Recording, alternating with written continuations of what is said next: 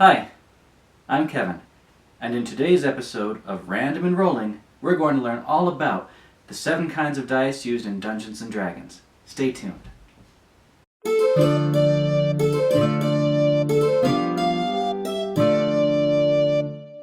When people play Dungeons & Dragons or other role-playing games, they use these funny-looking dice that you might be familiar with. These are called Polyhedral Dice, and they usually come in packs of 7 different kinds.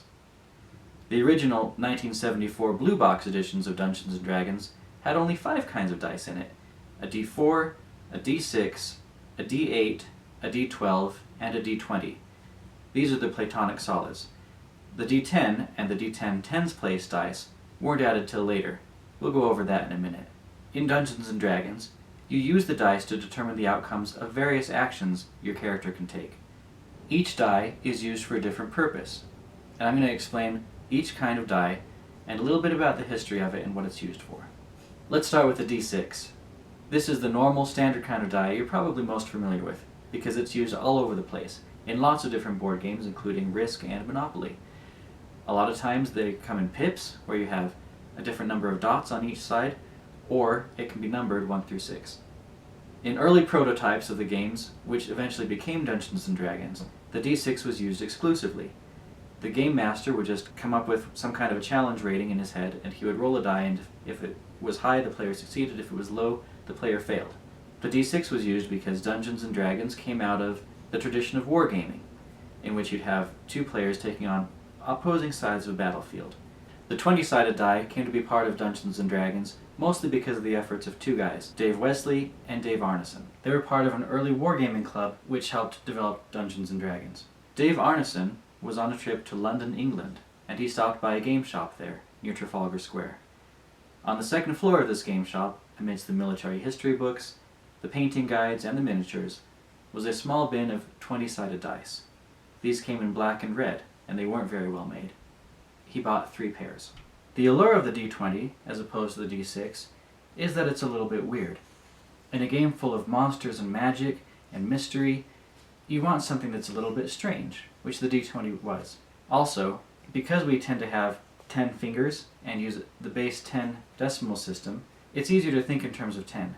And the original 20-sided dice were used to generate a random number between 1 and 10 or 0 and 9, because they were actually numbered 0 through 9 twice, instead of 1 through 20 like modern D20s are. The D20 is the primary die you use in Dungeons & Dragons. Whenever you take an action, you roll a D20 to see whether it succeeds. Every action has a certain kind of a difficulty rating. So, for instance, to do something that's about medium difficulty, it might have to get a 10. So you roll the D20, and if you get a 10 or higher, you succeed. If you roll a 20, that's called an automatic success or a critical hit. If you roll a 1, that's an automatic failure or a critical miss. The D20 is so common and so popular in Dungeons & Dragons that when Wizards of the Coast made their generic version of D&D, they called it the D20 system. The creators of D&D decided they wanted to use a D6 and a D20 in their game, so they looked for an American supplier who could provide these to them. They found an educational supply company in California which sold packs of 5 polyhedral dice. These were the Platonic solids.